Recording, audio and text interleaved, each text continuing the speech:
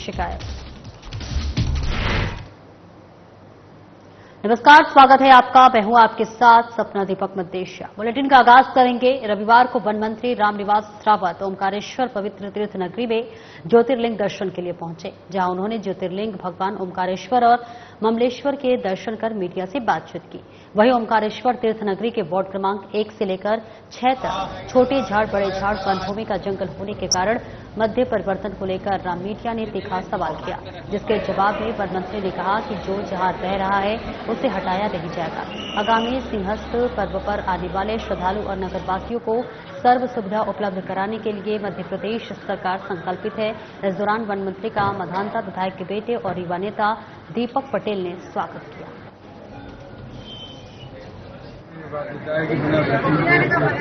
निर्देश के परिवर्तित नहीं किया जा सकता, जो है उन्हें हटाएंगे नहीं, लेकिन इसको सुंदर और स्वच्छ बनाने की कोशिश करेंगे। पूरा एरिया वन क्षेत्र उसके बावजूद भी यहाँ नगर पंचायत है और इसके लिए बहुत जल्दी नर्मदा में घोषित हो जाए। इसके लिए ट्रीटमेंट सीवेज ट्रीटमेंट प्लांट निर्माण की व्यवस्था कर रहे हैं।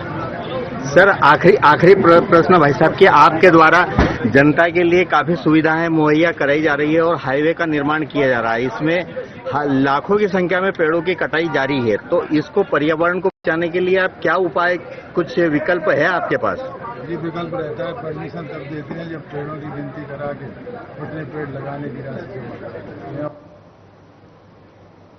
और वहीं शमशाबाद के महानीम चौराहे स्थित सर्किट हाउस में बीजेपी प्रदेश सह प्रभारी सतीश उपाध्याय ने शमशाबाद मंडल के प्रमुख बीजेपी नेताओं और कार्यकर्ताओं के साथ बैठक की।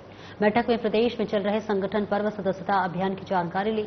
उन्होंने मंडल अध्यक्ष सहित बूथ स्तर के कार्यकर्ताओं से 1 to 1 बात की। उन्होंने कहा कि हर कार्यकर्ता गांव-गांव, घर-घर जाए और ज्यादा से ज्यादा लोगों को बीजेपी से जोड़े। वहीं महानीम चौराहे पर एक होटल में प्रदेश सह प्रभारी ने खुद अपने मोबाइल से युवकों को सदस्य बनाया। मीडिया से बात करते हुए सतीश उपाध्याय ने बताया कि संगठन के मामले में विदिशा जिला पहले से ही मध्य प्रदेश में नंबर 1 रहा है और विदिशा जिला में शमशाबाद आज तक के आंकड़ों में सदस्यता में सबसे आगे है। हमारी पार्टी के कार्यकर्ता 365 दिन संगठन से मिले कार्य के लिए तैयार रहते हैं और इसीलिए बीजेपी विश्व का सबसे बड़ा राजनीतिक दल है।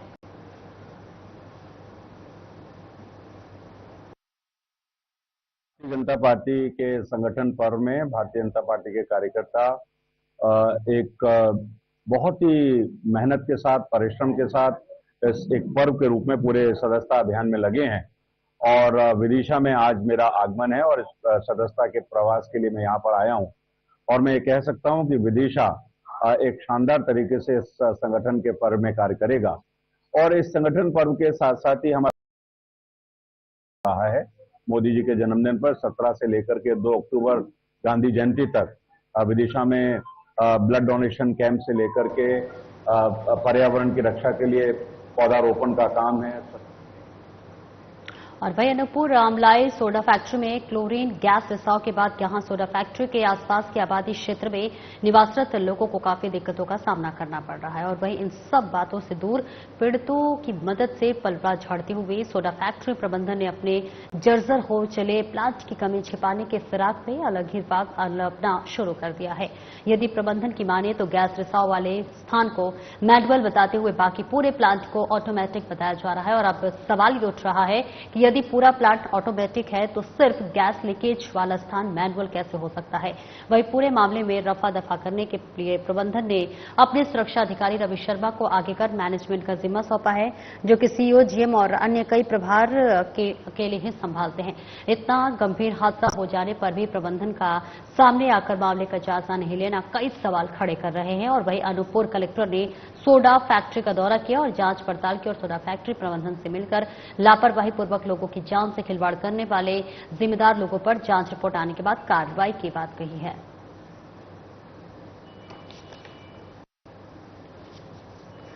तो ये तस्वीरें आपको अनूपपुर से दिखा रहे, जहां गैस रिसाव हादसे में 2 दिन बाद सौदेबाजी शुरू हो चुकी है। संदेह के घेरे में प्रदूषण और नियंत्रण विभाग है। वहीं कलेक्टर ने सोडा फैक्ट्री का निरीक्षण किया है, दौरा किया है और जायजा लिया है।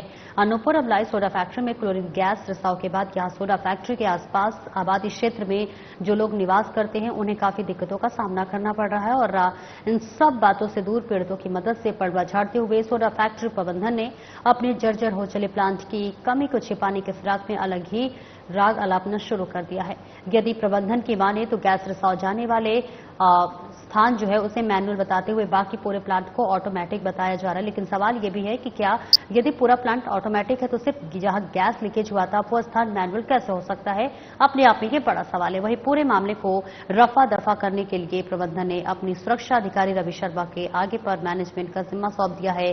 तो वही जो कि सीईओ, जीएम और अन्य कई प्रभार को अकेले ही संभालते और इतना गंभीर हादसा हो जाने के बाद भी प्रबंधन का सामने आकर मामले का जायजा नहीं लेना अपने आप में कई सारे सवाल खड़े कर रहे हैं। वहीं अनूपपुर कलेक्टर ने सोडा फैक्ट्री का दौरा किया और जांच पड़ताल की। सोडा फैक्ट्री प्रबंधन से मिलकर लापरवाही पूर्वक लेने की जान से खिलवाड़ करने वाले जिम्मेदार लोगों पर जांच रिपोर्ट आने के बाद कार्रवाई की बात कही है। फिलहाल ये तस्वीरें अनूपपुर से आपको दिखा रहे हैं।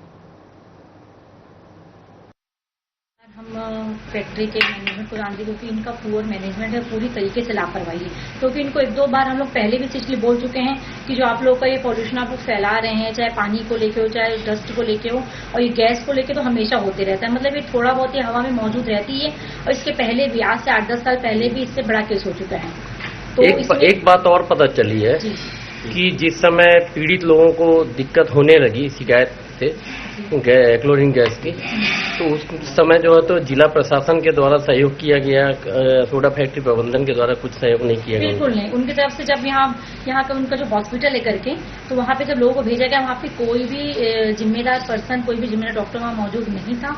जब यहाँ से हमने कलेक्टर सर को एसडीएम बताया तो वहाँ से एम्बुलेंस आके लोगों को जिला चिकित्सालय भेजा गया। मतलब जिला प्रशासन ने सहयोग किया सोडा फैक्ट्री पर सोडा फैक्ट्री की तरफ से किस तरह कोई सहयोग हमें कभी भी प्राप्त नहीं हुआ है। और अलार्म जो लोगों को सचेत करने के लिए बजाया जाता है। यहाँ पे एक चीज सिस्टम ये है कि जब भी कोई स्टेप की, वैसे तो टाइम टू टाइम अलार्म बजता है, बट यदि कोई स्टेप की घटना होती है तो वो लोग सायरन बजाते हैं ताकि लोग इससे सचेत होकर वो लोग अपनी अपनी फैसिलिटी के अनुसार चले जाते हैं। अब इसके पहले हम तो देखिए कर्मचारी हैं, मैं नहीं जानता हूँ। हमारे ऑफिसर हम नहीं आए हैं, हमारे ऑफिसर लोग आवश्यकता पर आते रहते हैं। एनओसी 10 तारीख को जारी की गई थी। नहीं तो वो हमारे मुकेश श्रीवास्तव ही बता सकते हैं, वही बता पाएंगे जी। हम उसके बारे में कुछ नहीं बता। आप किस पद पे? केमिस्ट हैं, लैब का काम करते हैं, सिर्फ जो है मशीनें लगाते हैं। क्या नाम सर आपका? एनालिसिस करते हैं। अशोक कुमार शर्मा। शर्मा जी, आप मेरे को ये बताइए, जो कल गैस रिसाव हुआ है कितने पीपीएफ में हुई होगी? आप बोल रहे हैं कि अभी आपने बोला ना कि आप केमिस्ट है, आप टेक्नीशियन है, तो आप बता सकते हैं कि कितने पीपीएफ? नहीं, अब उसके बारे में हम यहाँ की घटना है। लगभग 12 से 15 लोगों को रिफर करने की आवश्यकता पड़ी थी। उन लोगों को रिफर करके मैंने स्वयं वहां पर इंस्पेक्शन किया है हॉस्पिटल का, और सभी लोग सुरक्षित है, सेफ है। थोड़ा इनहेलेशन इन्होंने जो क्लोरीन गैस का किया है, जिसके कारण सिर दर्द होना, गले में थोड़ा सा बर्निंग होना, इस टाइप के सिम्टम्स थे। लेकिन अभी सभी लोग सामान्य हैं। यहाँ पर जो व्यवस्थाएं है प्लांट में, उसकी जांच की जा रही है, और जो भी सेफ्टी मेजर्स है, जो भी सेफ्टी गाइडलाइंस है, उसको फॉलो करने के लिए हम यहाँ पर पूरे रिकमेंडेशंस देंगे। और ये भी ट्राई करेंगे कि उन रिकमेंडेशन को हम समय समय पर समीक्षा करके सेफ्टी के विषय में जो भी इम्प्रूवमेंट किया जा सकता है उसको हम अवश्य रूप से करेंगे। साथ ही यहाँ की जो जनता है, इस नगर परिषद के जो लोग हैं, उनको भी सेफ्टी के बारे में मॉक ड्रिल की जाएगी। उनको अलग अलग इक्विपमेंट, जो रिसाव अगर होता है तो उस रिसाव की स्थिति में क्या सुरक्षा उन्हें स्वयं अपनी करनी होगी, उसके इक्विपमेंट्स भी हम देने का प्रयास करेंगे। और उसके अलावा यहाँ पर जो इंडस्ट्रियल सेटअप है, उसमें जो भी लोग इस कार्य को देख रहे हैं, उनकी सतत मॉनिटरिंग हम लोग करेंगे। कुछ कमियां तो हैं प्रबंधन की, ऐसा नहीं है, और उसमें सुधार के लिए कलेक्टर साहब ने आदेश दिया है कि उनमें सुधार किया जाए। पर इतनी ज़्यादा भी परेशानी नहीं थी कि इतना बड़ा माहौल खड़ा हो सके।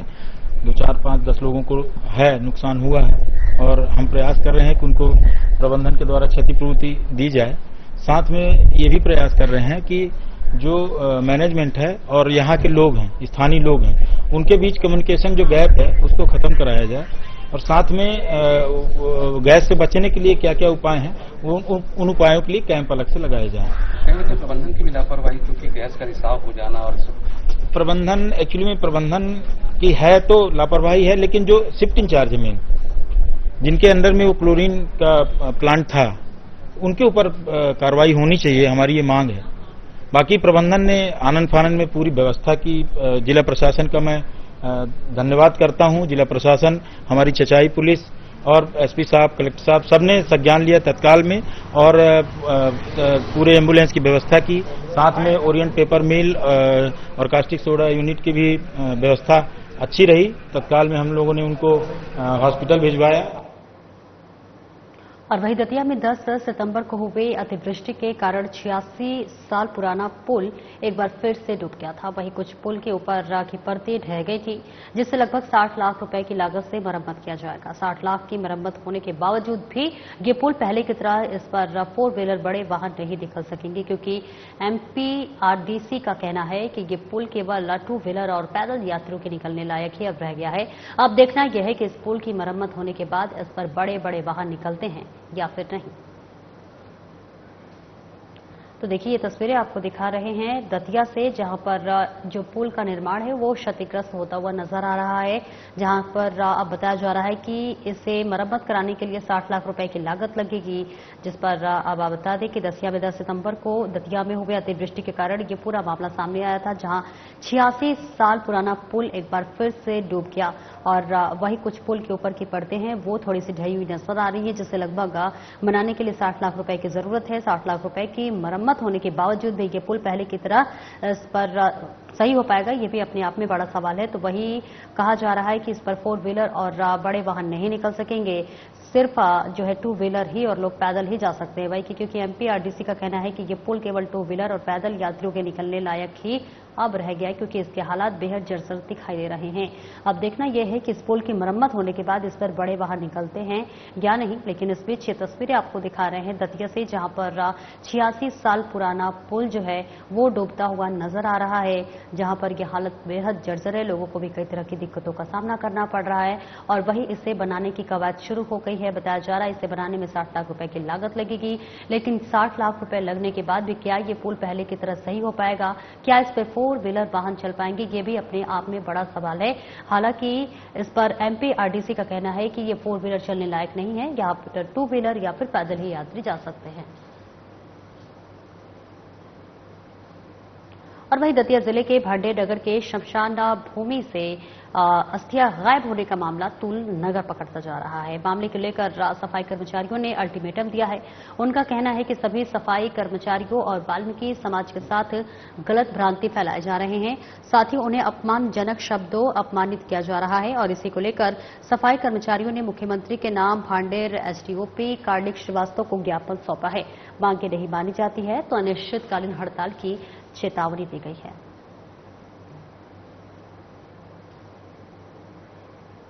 तो ये तस्वीरें आपको दिखा रहे हैं जहां पर सफाई कर्मचारियों ने अल्टीमेटम दिया है, अपमानजनक शब्दों का इस्तेमाल किया जा रहा है, ऐसा आरोप लगाया जा रहा है। एसडीओपी कार्तिक श्रीवास्तव को इसके लिए ज्ञापन सौंपा गया है। ये तस्वीरें दिखा रहे हैं दतिया से, जहां जिले के भांडेर नगर के शमशान भूमि से अस्थियां गायब होने का जो मामला है वो लगातार तूल पकड़ता हुआ नजर आ रहा है। और इस मामले को लेकर सफाई कर्मचारी जो हैं उन्होंने अल्टीमेटम दे दिया है। उनका साफ साफ कहना है कि सभी सफाई कर्मचारियों और वाल्मीकि समाज के साथ गलत भ्रांति फैलाए जा रहे हैं और साथ ही उन्हें अपमानजनक शब्दों से अपमानित किया जा रहा है। और इसको लेकर अब कर्मचारियों ने मुख्यमंत्री के नाम भांडेर एसडीओपी को कार्तिक श्रीवास्तव को ज्ञापन सौंप दिया है, अपनी मांगी है और इसी के साथ साथ ये चेतावनी भी दी है कि अगर मांगे नहीं मानी जाती है तो अनिश्चितकालीन हड़ताल किया जाएगा। और वहीं स्वच्छता ही सेवा 2024 अभियान के अंतर्गत जिले की जनपद पंचायत नरसिंहगढ़ में विधायक मोहन शर्मा द्वारा स्वच्छता ही सेवा अभियान अंतर्गत जनपद पंचायत के समस्त सरपंच, ग्राम पंचायत सचिव और ग्राम रोजगार सहायकों के साथ स्वच्छता संवाद एक स्वच्छता ही शपथ दिलाई गई। साथ ही उपस्थित समस्त जनप्रतिनिधि और अधिकारी कर्मचारियों को स्वच्छता ही सेवा अभियान से में अहम भूमिका के साथ इस अभियान को सफल बनाने की अपील की गई। और इस मौके पर मुख्य कार्यपालन अधिकारी राजीव मिश्रा, ब्लॉक समन्वयक स्वच्छ भारत मिशन अंबाराम बड़ोदिया द्वारा स्वच्छता के महत्व को बताया गया।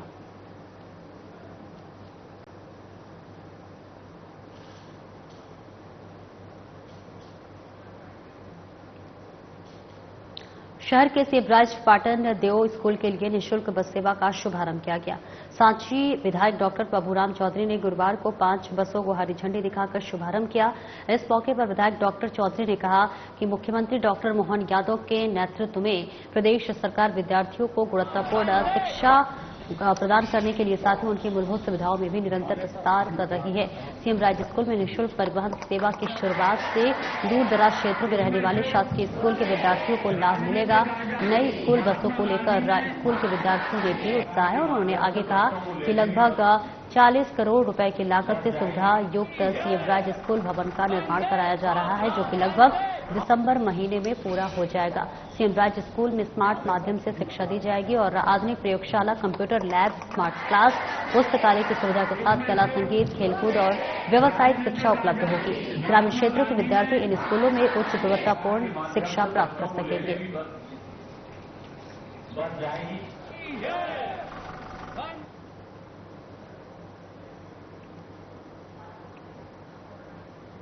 तो ये तस्वीरें आपको दिखा रहे हैं जहां पर बताते चले कि सीएम राज स्कूल में निःशुल्क बस सेवा की शुरुआत हो गई है और अब तमाम उन बच्चों को सुविधा मिलेगी जो कि अब तक वाहनों का प्रयोग करते थे। और इस बीच ये तस्वीरें आपको दिखा रहे हैं जहां पर निःशुल्क बस सेवा कैंप का शुभारंभ हो गया है।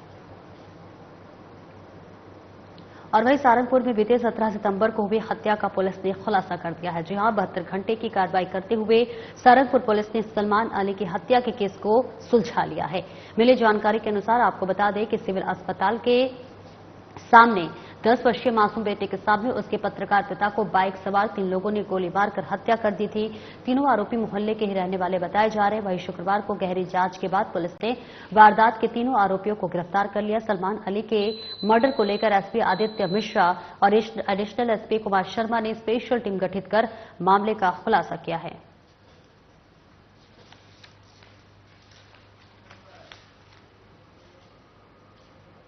और वहीं शहर में लगातार हो रही कार और बाइक वाहन चोरियों की घटनाओं पर अंकुश लगाने के लिए पुलिस अधीक्षक मनोज कुमार राय के निर्देशन में कार्रवाई की जा रही है। और इसी कड़ी में कोतवाली और गुलमोहर कॉलोनी, खंडवा और थाना परिसर से कार चोरी करने वाले 2 आरोपी को पुलिस ने गिरफ्तार कर लिया है। आरोपी के कब्जे से 1,40,000 रुपए की कार बरामद कर ली गई है। चोरी हुई थी वो कोतवाली परिसर के अंदर से चोरी हुई थी, जिसमें पुलिस वालों के खिलाफ भी हमारे द्वारा कार्रवाई की गई थी। इसमें मुख्य रूप से ये है कि ये जो गाड़ी जो सामने आया ये प्रकरण, इसकी जांच के दौरान ये पाया गया क्या थाना परिसर के बाहर रखी हुई थी गाड़ी जिसको चोरी करके ले गए थे। उसमें प्रथम दृष्टया प्रकरण पंजीबद्ध किया था। अपराध क्रमांक 521 और 2924 को पंजीबद्ध किया गया था। चोरी का अपराध 303 BNS की धारा के तहत। इसमें इन्वेस्टिगेशन के दौरान हमें एक लिंक मिली और लिंक के फॉलो करने के पश्चात हम लोग बुरहानपुर पहुंचे और बुरहानपुर से गाड़ी हम लोगों ने बरामद की, जिसमें आरोपी मुख्य रूप से गुलमोहर कॉलोनी का है जीशान सनाफ सफी और 25 साल का लड़का है, जिसको हमने पकड़ा है। उसके पास से गाड़ी मिली, गाड़ी जब्त की गई है। प्रकरण में इन्वेस्टिगेशन। और खबर सिगरौली से, जहां एक निजी कंपनी में कार्य कर रहे अतुल सिंह पटेल और सतीश जायसवाल के साथ उनके कंपनी के डायरेक्टर ने उनकी जेसीबी मशीन खरीदकर बड़ा धोखाधड़ी किया है। पीड़ित का कहना है कि आरोपी अतुल सिंह के यहां वो काम करते थे और उसने अपना धौस दिखाकर जेसीबी मशीन खरीदवा दिया।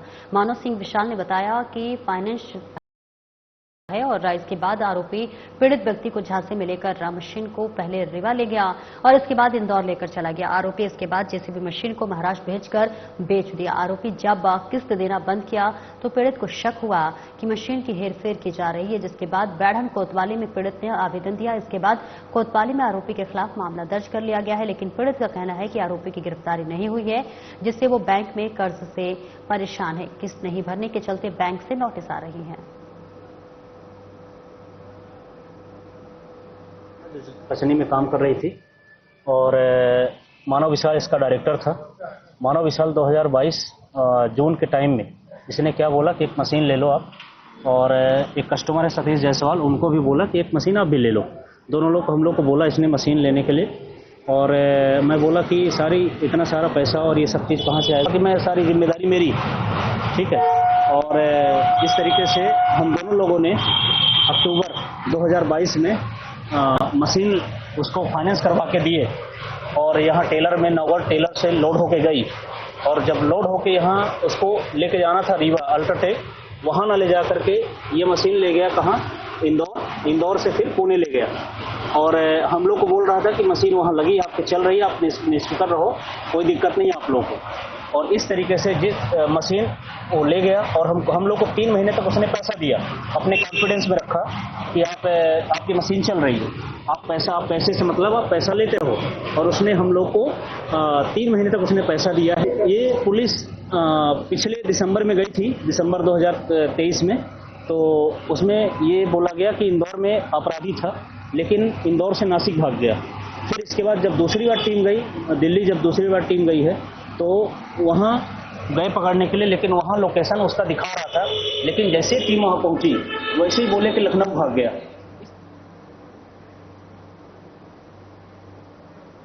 और वहीं निवाड़ी में प्रदर्शन किया है गधों पर केंद्रीय रेल राज्य मंत्री रवनीत सिंह बिट्टू, उत्तर प्रदेश के राज्य मंत्री रघुराज सिंह और महाराष्ट्र में विधायक संजय गायकवाड़ के मुखौड़े लगाकर रैली निकाली।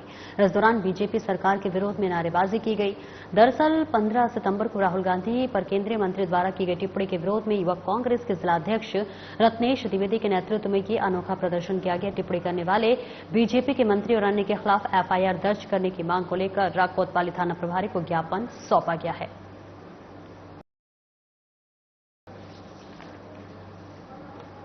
हमारे थाना में दिया है, वो इस कारण से दिया है कि रेल राज्य मंत्री रवनीत सिंह बिट्टू, उत्तर प्रदेश के राज्य मंत्री रघुराज सिंह और सिंधे गुट के विधायक संजय गायकवाड़ जी ने हमारे नेता और नेता प्रतिपक्ष लोकसभा राहुल गांधी के विरोध में अपशब्द और अपमानजनक शब्द कहे हैं। उन शब्दों को युवक कांग्रेस बिल्कुल बर्दाश्त नहीं करेगा। आज तो केवल हमने शिकायत पत्र दिया है और हमने उनके खिलाफ एफआईआर करने की मांग की है। अगर ये मांग हमारी पूरी नहीं होती है तो युवक कांग्रेस निवाड़ी। शिक्षक द्वारा 3 साल की मासूम बालिका के साथ दुष्कर्म किए जाने की घटना को लेकर प्रदेश के मुख्यमंत्री डॉक्टर मोहन यादव का बयान सामने आया है। उन्होंने कहा है कि ये कृत्य अत्यंत घृणित, शर्मनाक और निंदनीय है। मैंने सख्त से सख्त कार्रवाई के निर्देश दिए हैं। मामले में स्पेशल कोर्ट के माध्यम से न्याय दिलाने का प्रयास करूंगा। आपको बता दें कि घटना का आरोपी कासिम रेहान आईटी का शिक्षक है। साथ ही पुलिस ने केस दर्ज कर आरोपी को गिरफ्तार कर लिया है। तो ये तस्वीर आपको दिखा रहे हैं जहां पर एक मासूम के साथ दुष्कर्म किया गया था और अब उस पर डॉक्टर मोहन यादव यानी मुख्यमंत्री मोहन यादव का बयान सामने आया है। उन्होंने कहा है कि जो ये कृत्य किया गया है बेहद अत्यंत घृणित और शर्मनाक, निंदनीय है। इसी के साथ साथ उन्होंने कहा है कि इसके लिए सख्त कार्रवाई के निर्देश दे दिया गया है। मामले में स्पेशल कोर्ट के माध्यम से न्याय दिलाने का प्रयास करूंगा। 3 साल की बच्ची का उसके स्कूल के शिक्षक के द्वारा दुष्कर्म का मामला ध्यान में आया है। आरोपी कासिम रेहान शिक्षक है जो वहीं स्कूल में था।